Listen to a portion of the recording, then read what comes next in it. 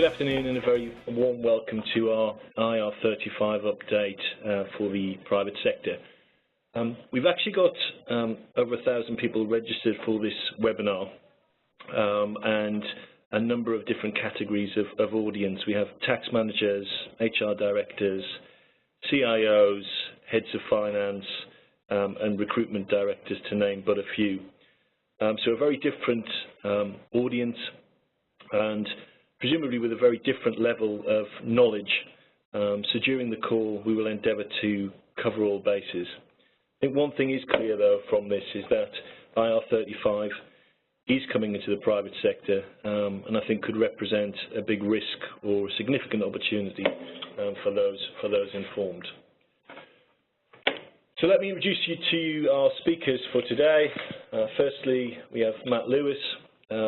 Matt runs our Hays Public Services division, so has had extensive insight and issues across our significant client base into the IR35 coming into the public sector last year. He's also experienced quite a lot of pain with that, so we're fortunate enough to have him come out of the Priory just for this webinar. We've then got Stephen Lee. Stephen Lee has been with us for 4 years and 10 years in significant recruitment organisations. He's Big Four trained and has regular interactions with the HMRC, both from a public and private standpoint. We've also got, we're delighted to have Clive Mills on the call, one of our clients from TfL, and Clive will give us some very unique insight into his experience of IR35 rollout into TfL, and we're delighted Clive can join us today. And finally, myself, I'm Jeff Fawcett. I look after our Hays Talent Solutions business, and which is the part of the business where we look after RPOs and managed service provisions. And what I would say is I'd encourage questions on the Q&A box to our panel during the course. And we will endeavour to cover them all at the end. So, in terms of an agenda for today, 4 points. We will cover an IR35 recap, or Stephen will, and then Stephen will discuss the budget announcement which came in November and what that actually meant and the impact into the private sector. We've then got Matt and Clive talking about the public sector changes and what we learned from those exercises and how that could be potentially replicated into the private sector.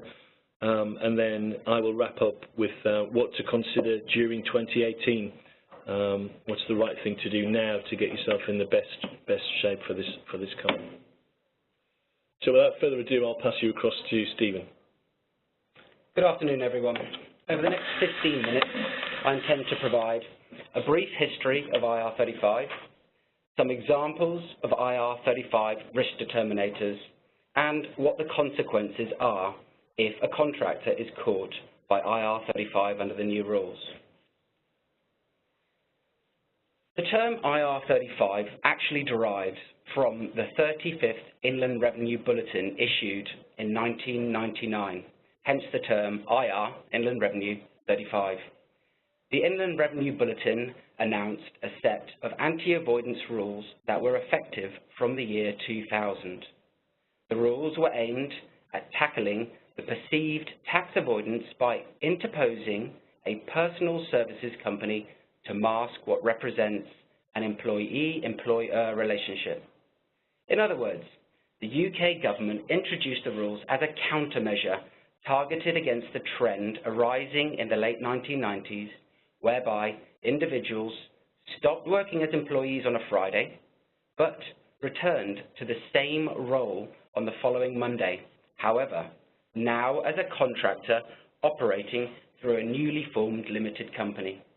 This newly formed company typically offered the services of only one individual, and hence this type of company is often referred to as a personal services company, a PSC. We therefore have a situation where the former employer now pays this new PSC and not the individual, And because the contracts are now between two companies and not between a company and an individual, the payments can be made without any deduction of employment-related taxes. In brief, the former employer no longer has to pay employers' national insurance contributions and other employment-related costs, such as pensions contributions. And the contractor would usually extract funds from their PSC in a highly tax-efficient manner, such as salaries up to the tax-free personal allowance, and then the rest would be distributed as dividends, all perfectly legal behavior at the time. However, HMRC, in certain cases, saw elements of what they deemed pure abuse and cited situations where only because a new PSC had been inserted between the client and the individual, the way the two parties were being treated for tax dramatically changed. Yet, the relationship and behavior between the two parties had not altered. The relationship had remained a master-servant relationship, and the level of control imposed by the former employer over the individual remained identical. In these scenarios, HMRC effectively saw the setting up of the PSC as a sham arrangement. So IR35 was introduced as a means to ignore the fact that a PSC had been inserted into the contractual change, and it required the relationship and behavior of the two parties to be the prime tax determinator. Unfortunately, since 2000, HMRC has had a poor track record of success in disputes challenging such arrangements. In 2012 and 2015, the UK government attempted to tidy up its own house by forcing government departments to report under the Tax Arrangements of Public Appointees procurement notes. These internal reporting rules did not provide the results expected, and therefore the UK government proposed a new way of operating IR35 within just the public sector. The off-payroll working in the public sector rules were introduced in April 2017, where the responsibility for deciding whether a contractor is inside or outside of IR35 was passed over to the end client. To understand the impact of these changes, it is worth first revisiting how the rules operated prior to the change. If I could just ask you to turn your attention to the left-hand side of this slide for now. Prior to 2017, where a public sector client directly approached and engaged a contractor without the involvement of an employment agency, the responsibility for making the determination as to whether the assignment was caught by the rules fell upon the PSC and its director. If the determination was either incorrect or had failed to be acted upon correctly, then any financial liability resulting from the underpayment of taxes also fell upon the PSC and its director. Again, prior to 2017, where a client utilized an employment agency to source a contractor, the situation was the same. Both the responsibility for making the determination and the financial liability remained with the PSC and its director. Now, looking at the situation from 2017 onwards and turning our attention to the right-hand side of this slide, the new public sector rules flipped the responsibility for making the determination whether an assignment falls within the scope of IR35 away from the PSC and the contractor over to the public sector client. Under the new rules, the financial liability for failing to act upon this determination correctly rests with whichever entity pays the PSC. And in this example, it is the client, because the client would be paying the PSC directly.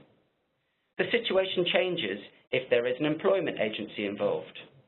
The client still retains the responsibility for making the determination whether an assignment falls within the scope, but passes this determination over to the entity that pays the PSC. In this case, it would be the employment agency.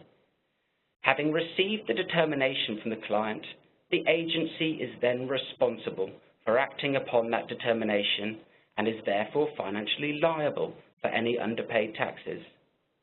I am sure it will not be a surprise to hear that the rules are far more complex than this simplistic depiction shown. This is because there are anti-avoidance rules and rules penalising the failure to provide information or penalising the provision of fraudulent information. But for the sake of brevity, I propose to leave these other scenarios out of this presentation. My take-home message to you is that clients subject to the public sector rules fall into two broad categories. Those where they accept the financial liability risk because they have chosen to engage directly with their contractor workforce, and those who are shielded from the financial liability risk because they have engaged their contractor workforce via an employment agency. It must be reiterated at this point that the underlying factors determining whether an assignment falls within the scope of IR35 did not and has not changed. How one actually determines whether a role is caught by IR35 or not is still found by reference back to the interpretation and application of judge-driven case law. Therefore, over the years, a suite of IR35 risk determinators have evolved from this body of case law. The right of substitution. If an individual has an unfettered right of substitution, this would be a strong indicator that the individual is acting as a self-employed contractor. The level of control imposed on the individual by the client. The greater the level of control over the manner how the work is performed, the greater the chance that HMRC would deem the relationship to be that of an employee-employer. The level of financial risk borne by the individual when completing the assignment. The greater the financial risk, the more likely the relationship is that of self-employment.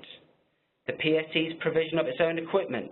If an individual provides their own equipment, this can be a persuasive argument pointing to self-employment.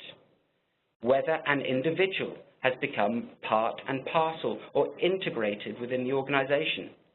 Does the individual look and act like an employee? If so, it is likely that HMRC will treat them as such.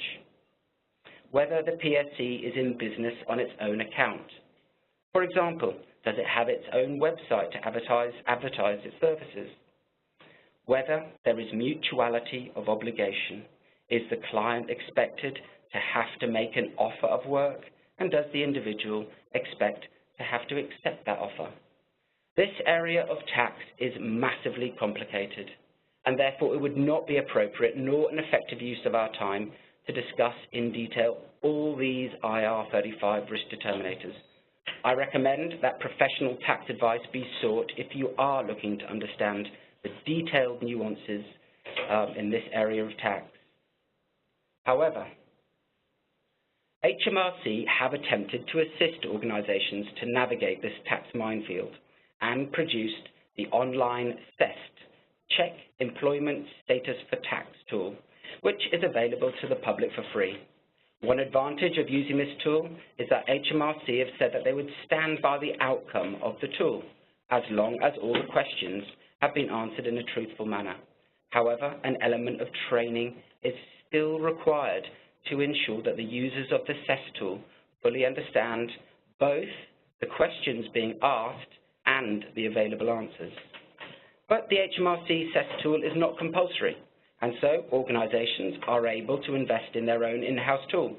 Obviously, there will be initial development and training costs to get any bespoke tool up and running, and there will be additional ongoing costs to keep the tool in line with any new case law. To save costs, organisations are able to outsource the determination process to existing experts who have been in this field since the inception of IR35 and to whom the determination process is their daily bread and butter. By relying on independent experts to provide an opinion over whether an assignment is caught by the rules, organisations save development and training costs, but are also able to defend themselves against any accusations that reasonable care has not been taken in arriving at the determination. Finally, there is always the option that an organisation may introduce a blanket ban. Matt will talk about the pitfalls of such an approach later on in this presentation. But what are the consequences of being caught by these new rules? If an assignment is determined as being outside of IR35, it means that the arrangement has been classified as self-employment and that the contractor is carrying on business on their own account. Therefore, the operation of PAYE on the payment received for the services is not required, and this will result in a gross payment being made to the contractor's PSE. Conversely, if an assignment is deemed inside IR35, it effectively means that the arrangement has been classified as if it were an employee-employer relationship, and that PAYE should be operated on the payments received for those services. The legislation is fairly prescriptive and sets out a series of steps intended to replicate the tax payable by your typical employee. Therefore, an inside of IR35 determination under the new rules will result in the deduction of tax from the PSE as if it were an employee. Employers' national insurance contributions will be due on the sums paid. Higher taxation on the individual is likely. Apprenticeship levy of 0.5% on the pay bill will also be due. The calculations could involve VAT and are often too complex for most payroll software packages to deal with. And end-of-period, monthly and annual returns for those inside IR35 will need to be filed. All these factors lead to significant increased costs that will need to be paid for by somebody. But up until now, nothing has effectively changed for the private sector clients since 2000. So why have we all joined this webinar at this particular juncture in time? The 2017 Autumn Budget Announcement. The Autumn Budget document announced a consultation on the merits of implementing the public sector rules into the private sector. To quote the document, a possible next step would be to extend the reforms to the private sector to ensure individuals who effectively work as employees are taxed as employees, even if they choose to structure their work through a company. The date of the consultation is yet to be determined, and therefore so is any eventual implementation date. But we could potentially be looking at a date as early as April 19. Thankfully, it does appear that HMRC have internally acknowledged that it was too soon to evaluate the effectiveness of the public sector rules, and therefore HMRC has refrained from rushing through any changes and has allowed for both a breathing space and possibly a set of amended rules based on various learning points arising from the public sector. So we need to watch this space for any changes. But we can be certain that the net result of the budget statement is that IR35 will take centre stage over the coming years, and those private sector clients with a suitable awareness of IR35 rules and the potential changes will be best placed to secure an uninterrupted supply of contractors. And on this point, I'll hand over to Matt. Thanks, Steve. So, as Jeff mentioned at the outset, my name is Matt Lewis. I'm the UK Public Sector Director for Hays, and basically it was my responsibility to implement the reform into the market across our customer base and, of course, internally within our business, which is a massive undertaking and frankly exhausting. Hence, part of the reason why we're on the phone today to talk to you is about preparation and getting ready, because despite the fact it is out to consultation post the autumn budget, frankly, there's not an awful lot of time between now and April 19 when you start to consider the preparation that needs to be done. So we'll come on to that later with Clive, just to talk through how he worked with TfL in that regard. But in terms of the sequence of events under the implementation of the reform into the public sector, there was a consultation in the summer of 2016, but it wasn't until December that the draft legislation was produced. At that stage, we knew that it was coming, obviously, and therefore we set about working with our customer base across the nation through a series of regional customer events, We would expect to do the same when the private sector is announced. However, the point here is it wasn't a lot of time between the publication of the draft legislation through to the go live in April. And indeed, it wasn't until the 20th of March 2017 that the actual final legislation was published, leaving just a few working days before the go live of April the 6th, 2017. So for those that didn't invest time ahead, they were left with very little time to actually absorb and understand the detail of the legislation and indeed the changes in behaviour that were required in order to implement it. So the point here is, yes, it may be going out to consultation, but the HMRC does have a track record of implementing things at very short notice. So we would urge you to think about the preparations you need to take at this early juncture in terms of getting ready for implementation at a later date. So because of that short time scale that was offered, it led in the public sector at least some pretty arbitrary decision-making in some quarters, bearing in mind it's a risk-averse environment broadly in the public sector, and this is why we saw some knee-jerk responses insofar as blanket in-scope determinations, which led to all sorts of unforeseen consequences. Now, the thing to remember also, as Steve outlined, is that the rules for determining IR35 status didn't change. The facts around the determining factors remained exactly the same. It was simply responsibility for making the determination that changed, and the responsibility for making the payment of the NI and tax as a result. So bear in mind, contractors could, and indeed still can in the public sector, remain outside the scope of IR35, but it's very much subject to how they provide their services and the working practices that are assumed in the company, in the organisation that are utilising those services. So that's the backdrop as to how it came about. So what was the market reaction? What did public sector organisations do? Well, given that they didn't have an awful lot of time to prepare, and given many organisations didn't spend a lot of time preparing, some just simply stopped hiring PSC workers altogether. Now, bearing in mind, in certain niche markets, such as IT, for example, the vast majority of contractors that provide their services in that market work as PSCs. So to make that decision to stop hiring PSCs altogether was massively brave and unfortunately had many consequences for lots of organisations in terms of project delivery, which we'll see in a moment. Some continued to hire PSC workers, but they insisted that they were in scope. So they didn't have the appetite to take on the responsibility for making the determination as to whether an individual contractor was in or out of scope of IR35. They just simply assumed that they were in scope because that was the most risk-free approach. That in turn, of course, created a load of liability around tax and NI, both on the contractor but also for the organisation hiring the worker. So there was a cost implication to be considered. Some, however, applied the rules in testing PSC workers on an assignment-by-assignment basis, which is clearly what the HMRC foresaw and indeed intended in terms of the spirit of the rules of the reform. That's why they created the testing tool. So many did undertake a testing regime, which allowed them to retain much of the contractor workforce that they were working with based on the outcome of the test. And again, we'll look at that shortly. On the other hand, a few have undertaken a bit of a journey. And if you fast forward a year from the implementation, or certainly 9 months from the implementation last April, some started with blanket in-scope determinations. Some continued to use the PSCs, but had in-scope determinations, and others started to apply, during the course of the optimizing their approach, a assignment-by-assignment basis test. So this is what Clive will walk us through, because that indeed it reflects the journey that TfL took in many respects. So that was the public sector organisational response. So what happened elsewhere in the market? Contractors and recruiters and noise in the press. Well, as you'd expect, contractors wanted to protect their tax-free status in terms of take-home levels of pay, a reduction of the net impact.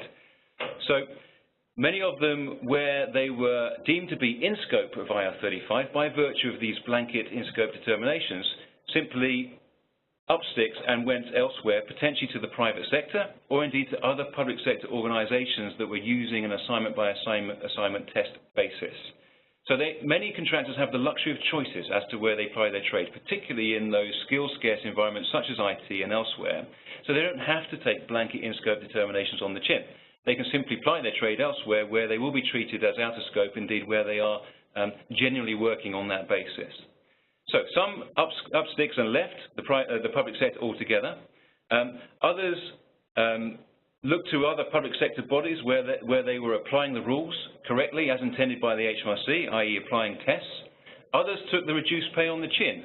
So, for example, if they were true public sector workers that weren't particularly attractive to the private sector, or indeed were committed to their role, some indeed did take the net pay reduction on the chin, yet others, on the other hand, looked for compensation from the organisation using their services in order to protect their net take-home pay. So basically you saw a variety of reactions, some leaving the sector altogether, some moving organisations to those that were treating them as out of scope where appropriate, others expecting to be compensated for the reduction in net take-home pay. Recruiters, on the other hand, some remained oblivious to the rules altogether and still wrestle with them to this day, or indeed choose to ignore them. So, for example, if you look in the NHS today, where nurses are working in contravention, basically, of the NHS Trust's determination that they are in scope. So many organisations now are suffering potential liability because some agencies are working with nurses and providing them on an out-of-scope basis despite the fact that the NHS Trust has deemed them to be in scope. Those organisations are highly at risk. We won't dwell on the detail for this presentation, but there is some concerns there across the sector.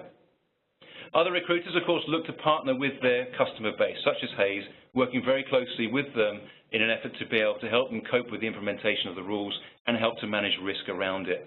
And we'll touch on that as we go forward. So what happened in terms of outcomes? As I alluded to earlier, many contractors left the sector, and what we have in front of us here is the contractor calculator survey carried out in September 2017. And this assessed the impact of the implementation of IR35 reform into the public sector. So as you can see, some pretty high stats in regard to customers and organisations that lost highly skilled contractors, frankly as a result of blanket in-scope determination implementation. So 76% of departments lost highly skilled contractors, 71% of projects were delayed or cancelled, 47% of projects lost at least a quarter of their contractors. So as you can see, without a considered approach, there is some significant potential outcomes that need to be considered. And to back that, in terms of additional survey data, we carried out a survey across our Hays customer base, 17,500 professionals, of which 78% have found it harder to attract skilled temporary or contract workers as a result of the implementation of IR35 into the sector. 25% of them have found it indeed much harder to attract the staff they need. So as you can see, it's vitally important that the reform of IR35 is implemented appropriately, which requires a good deal of preparation in order to consider how you will set about doing so. And the output of all of this, essentially, for us in the world of public sector, is we have a three-tier customer base. We have those organisations that have implemented the rules in a compliant fashion, and they test on an assignment-by-assignment basis, implementing the rules as intended by HMRC. You've got those that work on an in-scope default position with an exceptions process, so they simply assume everyone is in scope, except when it gets difficult to find people. Or you have those organisations that have made blanket in-scope determinations. Now, they are suffering in terms of the war for the attraction of talent. Tier 1 is operating at a significant competitive advantage compared to the others because they're working in a manner that allows them to access this hard-to-find skilled talent, yet at the same time are complying with the rules as set out by HMRC. And indeed, Clive will work through that with us in terms of the journey that he's undertaken. So I'll hand over to Clive. Thanks very much, Matt. Hello, it's Clive Mills. I'm the recruitment manager at Transport for London, who was given the task of implementing this at TfL. And I'd like to talk you through our journey and how we did it. So a little bit about TfL, just flashing up there on the screen, just call a couple of things out. We have 27,000 employees, and in December 2015, we had 3,200 agency workers, and maybe 2,000 to 4,000 workers, we didn't know their names, but on statement of work contracts through our framework agreements. Our biggest thing next year, of course, is opening the Elizabeth line, which has been called Crossrail, so that's our big thing. I think most of us have used TfL, and so there's some figures. So moving on to the journey that we undertook, I wanted to put up the timeline. It's a little bit busy, but you can see there that right at the top we formed a steering group, and I've got to say that was a particularly good thing to do with the head of direct tax, principal lawyer, and HR and commercial. So I think that was great because we were able to field a lot of queries that we had from within the business, and of course from the public sector as well. We've covered some of the other things like the autumn statement. So we essentially had 4 months to implement this. So moving on, I wanted to talk you through some of the key points of our journey. We engaged early actually with Hays. We have Hays as our MSP, got a team on site. And that was key because we were able to analyse our data. I think that was one of the most important things, and start to look at what data where our workforce was, and in terms of criticality, business critical roles. At the bottom there, you can see the options given, and this is what we put to managers. You can convert your workers to PAYE or umbrella, or you can undertake a test to determine the status that Stephen was talking about. And that test, I think Hays were one of the first on the market with their test, and it was, at first we thought, you know, is this better than the HMRC test? I mean, at the time it wasn't called the test, and you may remember that it wasn't launched at the very last moment, but actually our tax experts really liked it and looked through every question. So then the third option was to employ the workers. Certainly was an option with a 42% on cost, or say goodbye to your workers. And with us, to be honest, there was a bit of a mixed agenda going on with IR35 because of the cost reduction. So moving on, so these were some of the things we looked at. I wanted just to show you what actually happened to our 1,672 workers that we had in April before this was introduced. And you can see in red a large number leaving TfL, 499, 30% of workers actually left. Now, maybe some of those are still with us and are hiding in framework contracts, and of course that's something that happens and something we have to live with. But 20% came out as outside of IR35, and 33% as converting to umbrella and PAYE. So a real mix, and the test was instrumental in this. So I wanted to show you 3 bar charts. The first 2, so the one on the left and the middle bar chart, show this example for this IT developer and how we're paying the same for somebody who was a PAYE worker, so already paying their tax and national insurance and their ENIC. And then the second one was workers that were paying nothing at all, that they were receiving the majority of the pay with an agency fee, as for an example agency fee. The TfL paid the same. Now for that, the third one shows how much more TfL would have had to pay to ensure that worker wasn't any worse off. So they would have had to pay £481 instead of £425. So quite a lot more, and that made up the 1.75 million. So we decided not to do that for most roles on the right, too expensive, only for critical roles. I'm not going to go through the slide with the breakdown, but it's included if you want to have a little bit more detail of how that's worked out. I think earlier I saw on the chat David Hughes was asking about pension auto-enrolment. Well, certainly that's something we did take into account, the levy and the pension enrolment. We factor that in. So what problems did we encounter? I've mentioned the money. There was, for us, a political landscape with the new mayor where there was a focus on not using so many contractors and using, employing more workers. And we did have a lot of managers lobbying us, and there's a lot of confusion. Just going on to the approach that we adopted.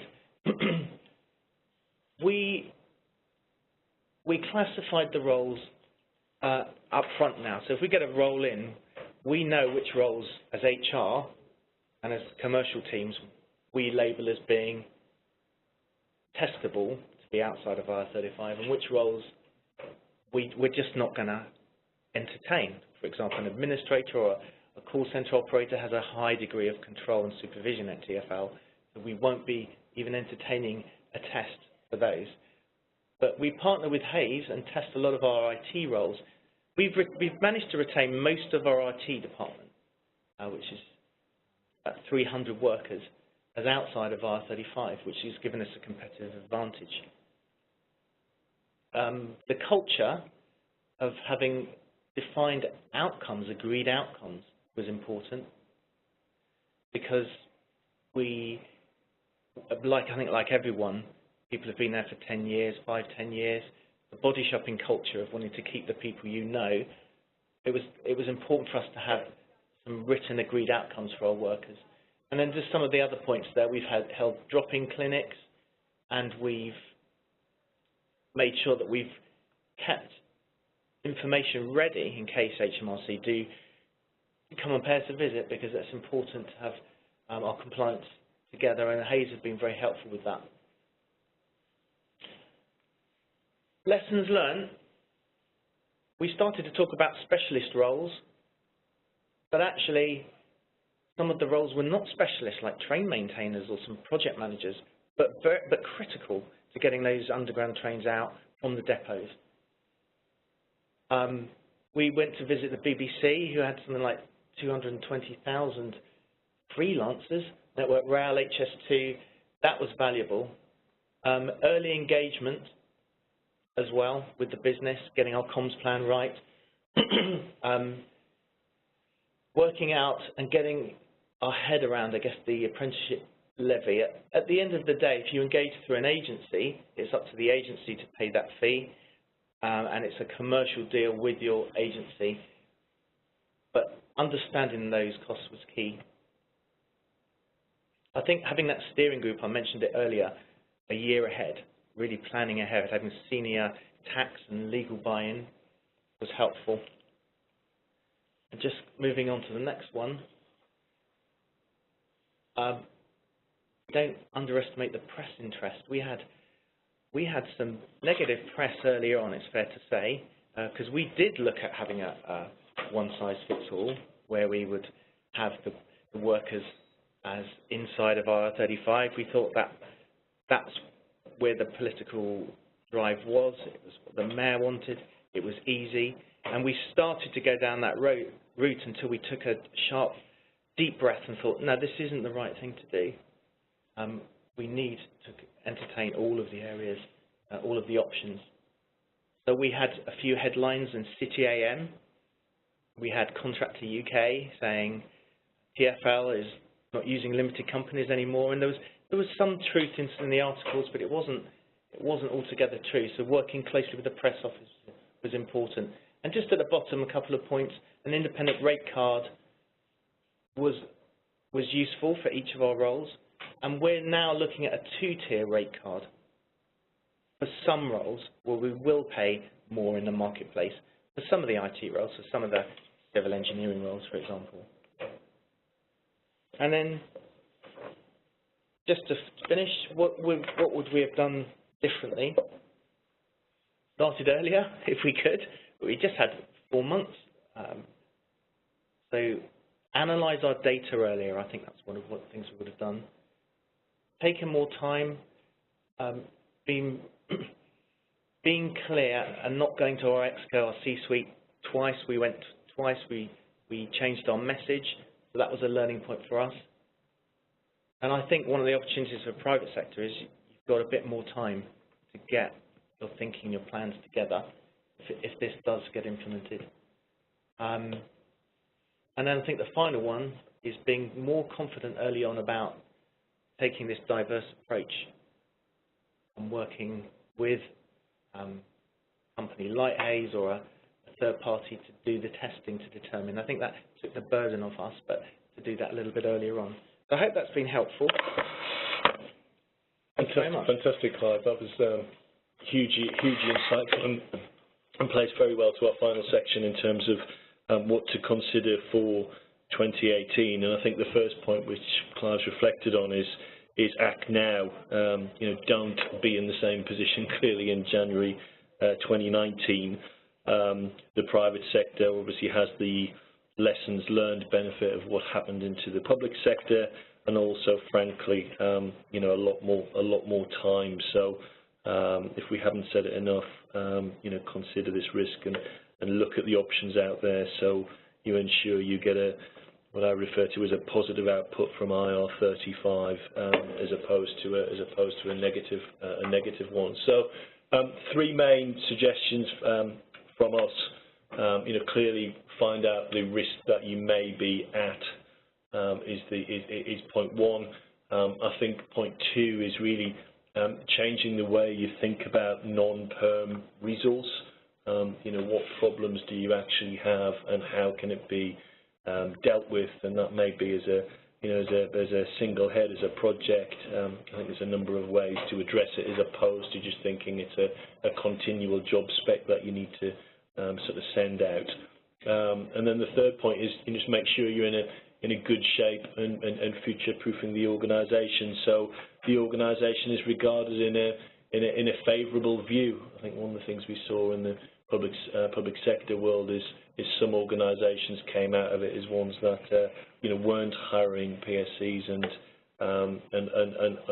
others were. So that's something to reflect on as well. So first point from us, it's a product we have which is really around understanding your risk, and currently and rather uniquely we're doing this on behalf of a number of customers at the moment, which is in essence a Hays IR35 audit, which really looks at data and behaviours of some of our customers, and they're the logical ones that you can see, and if you have the resource, time and skill to do this, it's something that you can in-house, but as Clive said, often it's better to put this towards a third party. So the questions are things like, can you identify the numbers of non-perm resource that you have? Do you know how they're being paid? Is it PSC? Is it PAYE? You understand their rates and when they commence? And do you know how many of them, by way of example, line manage individuals within the organisation? And it really does surprise me the number of customers that we have who are big household names who can't identify those sorts of things at this point, which you absolutely need to do. And then there's the other piece around, do you, in terms of behaviours, are you giving contractors autonomy? Are you providing training? Are you expecting the contractor to rectify any work that's not up to scratch? And those are all the sorts of things, again, that deem whether you're in or out. And some of this is and has been advisory work that we do on behalf of our customers to really say, well, underlyingly, these are the things you need to change in terms of behaviours of how you're treating your non-perm resource, which will allow you to onboard people in a different way. So, as I say, that's a piece around understanding your risk. We've then looked at to you, where do you sort of personally sit, and what sort of challenges do you have? And we've put this into three different buckets, really. The first one's quite a significant one, where your organisation has probably 50 plus temporary workers, and in that instance, I really strongly believe you should look at an MSP, a managed service provider solution, as a wrapper. The second one is are you bringing people on board under projects? Can you undertake them under a statement of work, as opposed to hiring a number of unique individuals?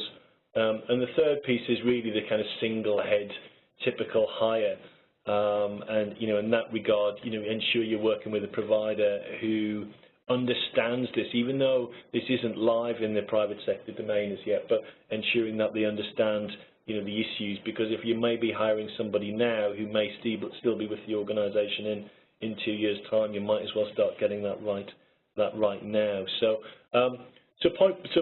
scenario one, just looking at an MSP, as I say, I'll not get into the detail around this, but to Stephen's point earlier, it's really undertaking an organisation to get you a wrapper or a shield or a risk advisor in here.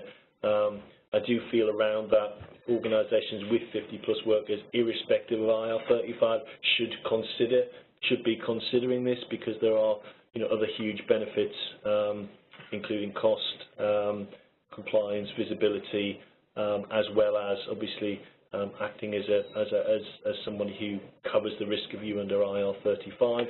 Our business there is underneath Hays Talent Solutions. The second scenario is around a project scenario. So this might be anything from 1 to say 20 heads. Is there a defined project that you're looking at? Can you wrap this up under a statement of work? We have a business called Hays Project Solutions that looks at this, which is it's a service provider, and will deliver fixed outcomes. So that's scenario 2. And then, as I say, scenario 3 is really looking at the single head, typical hiring.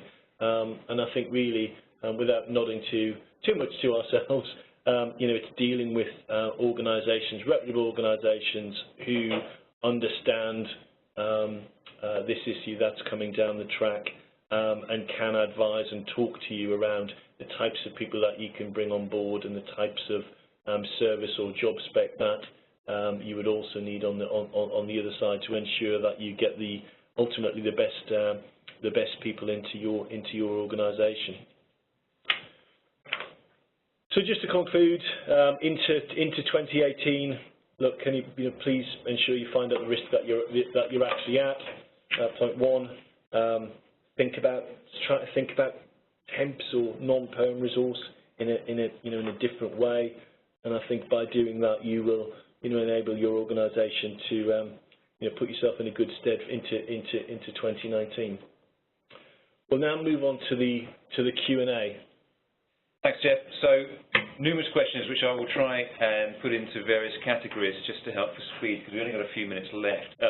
Lots of questions around this material, around the webinar. Is it recorded? Is it distributed? Absolutely. It'll be posted on our website. You'll be able to access it. Also a question in regards to specifically TfL. Will Clive be willing to share some of his thinking and indeed some of his documentation? Absolutely. If you'd like to contact us, we'll then organise that on your behalf. So just let us know. We'll share an email address at the end of the presentation. So some further questions around firstly the implementation timetable. So question: no consultation date has been set. Do you have a gut feel for when this will come into force? Well, I'll rattle through some of these, then turn to our tax colleagues. So it depends on when the consultation is announced, but what I would say is the HMRC has a track record of very short notice implementation, see the timetable for public sector. On that basis, I would work on the assumption it's going to be April 2019 with a view to starting a preparation now rather than waiting for later, because as you saw from Clive's presentation, it takes a long time for large organisations to understand and digest this and indeed respond. So start now would be my urge, and assume it's April 2019. Some questions around the testing tools. Is the Hays test tool available to any employer, and did you train managers to use the testing tool? So it's two fundamentally different questions. Two answers to the first: is the Hays test tool available? Well, we have, as Jeff alluded to, a health check test that helps organisations understand their data, their use of contractors, to create that visibility and transparency. That is indeed available to any employer. We also offer up, as we work with Clive at TfL, a testing tool where we have an independent, objective, expert IR35 assessment service, which is carried out on our behalf for our customers, where you're using our temporary workers, and we undertake that in order to take away the costs and the risk and the resource away from our customers to help give them certainty. So that's available to our own customers. So two separate answers. Did you train your managers to use the tool? Clive, I know you've got some insights. Yes, we did. In fact, we held presentations for that, inviting managers. We kept records of who came, didn't come. We did workshop-based format with worked examples in little groups, a lot of Q&A, and then we did drop-in clinics. I actually produced a lot of documentation for the IT department. I had a lot of questions about agile working, customer-facing roles has come up on the Q&A as well. So we did a lot of work with managers there, and some of them were quite scared about signing off on the test. You know, would they be disciplined if they got it wrong? So yes, we did, and found that very useful. Thank you, Clive. Steve, one for you. In terms of timing for the implementation into the private sector, how do you think the government will carve up each types of organisations? For example, will they start with the FTSE 100 first? No, I don't think that would be a reasonable approach. I think the way that HMRC would be looking at doing this would be to encompass all private sector organisations, thereby introducing a level playing field, not just within the private sector, but between both the public and private sector. Thanks, Steve. Another one around the impact of outcomes in terms of determinations. Can the engaging organisations settle any taxes due on behalf of the contractor? Well, not directly, but if you think about the impact of calling someone in scope, it means they become liable for tax NI, and indeed the organisation using that worker becomes liable for employers' NI and app levy, etc. So your options simply are, if the contractor is not prepared to settle the tax NI on their own behalf, you can of course uplift their pay to accommodate that, so the net impact is zero. Now, I'm not necessarily recommending that, because as Clive was alluding to, that's a significant burden to carry and a significant increase in costs.